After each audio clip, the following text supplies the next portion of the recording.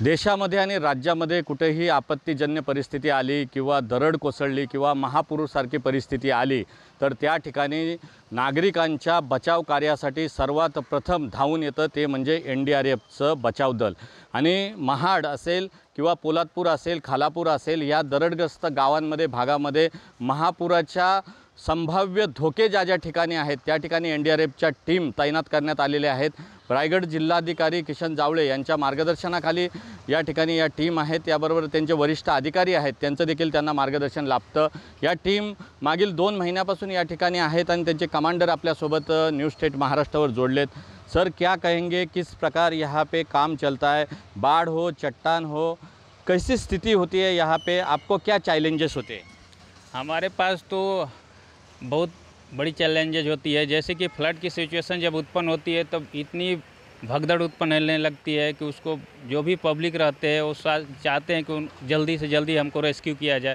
तो हमारी टीम साहस के साथ, सभी टीम हमारे स्विमिंग में लेकर बोट हैंडलिंग से लेकर सभी चीज़ में पूरी तरह से फिट है, यानी प्रशिक्षण प्राप्त किया हुआ है। इसीलिए हमारी टीम सूझबूझ से काम करती है। जो भी है पब्लिक को हम क्या करते हैं, पहले समझाते हैं, समझाने के बाद उनको बोलते कि आपको सभी को हम रेस्क्यू करेंगे, और समझाने के बाद हम अच्छी तरह से वो पब्लिक भी समझ जाते हैं, फिर हम उसको आराम से रेस्क्यू करते हैं। हमारे पास रबराइज बोट रहती है, वो जो भी कि जैसे कि OBM रहती है या लाइफ जैकेट, लाइफ बॉय रहती है, उसके माध्यम से हम उसको रेस्क्यू करते हैं।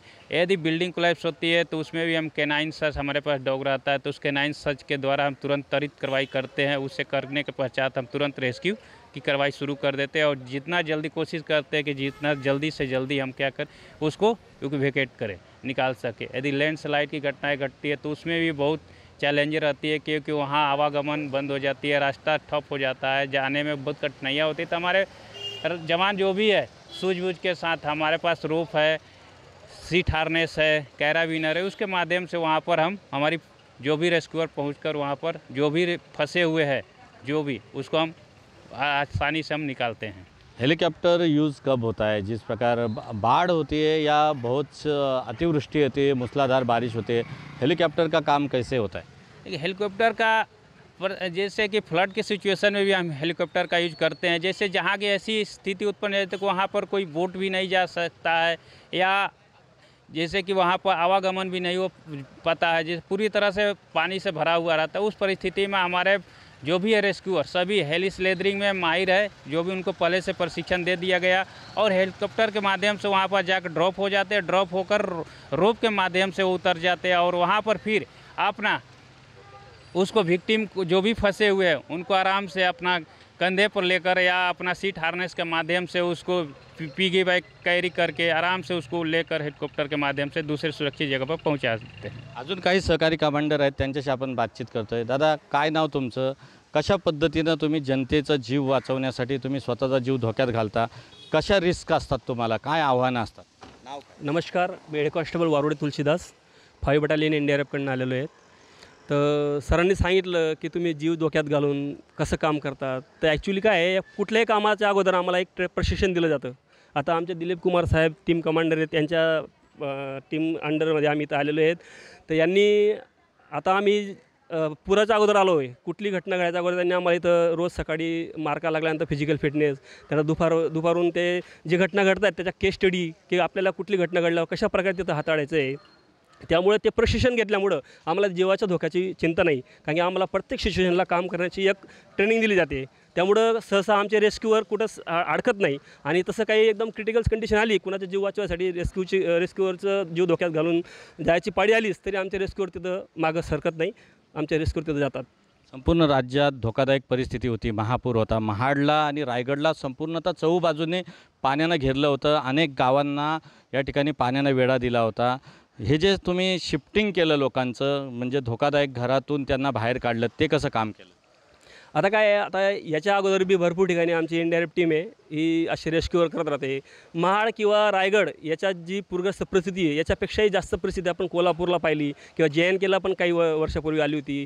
भरपूर ठिकाणी असे NDRF टीमने असे कार्य केलेले आहेत. त्यामुळं इथली जी कंडिशन आहे त्या कंडिशनशी आमची NDRF टीम घाबरत नाही. फक्त एवढं आहे की लोकांचं नुकसान कमीत कमी व्हायला पाहिजे, त्या दृष्टीने लोकांना अवेअरनेस करतो. आणि किती पूर आला तरी आमची टीम इथं कार्य करू शकते. आणि सर्वात महत्त्वाचं म्हणजे महाडमध्ये जो पूर येतो, तुमची गांधार नदी, सावित्री नदी आणि काल नदी यांच्यात तिघांचं पाणी येतं, ते पाणी असं जास्त वेगात येत नाही. आलं तरी इकडनं जेव्हा समुद्राचा बॅकवॉटर जेव्हा मारतं तेव्हा ते पाणी तर स्थिर होतं. आणि माड थोडं डबक्या खालच्या क्षेत्रात असल्यामुळं या तिघं नद्यांच्या पाण्यांना समुद्र घेत नाही.